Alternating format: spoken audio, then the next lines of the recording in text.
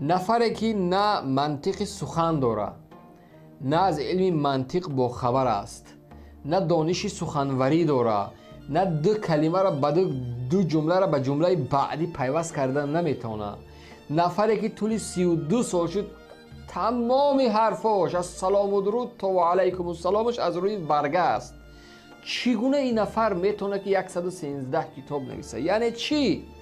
یعنی تو باید نابغه باشی، تو باید از فردوسی و رودکی دیده گنجتر باشی، باید تو باید پدری که باشی، یعنی شاعران پدرش باید باشی. تو باید یک نفری باشی که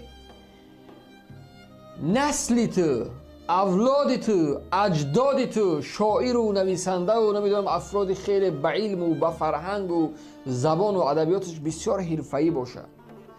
تو یکی نقصان داری در حرف زنید، تو یکی دو جمله را با هم وصف کردن نمیتون. گرچه اینا خواستن که به این کارشون نشان بدن که رحمانوف یک انسانی اینتلیگنت نابغه عصر است، اما آبروی خودشون در زمین زدن.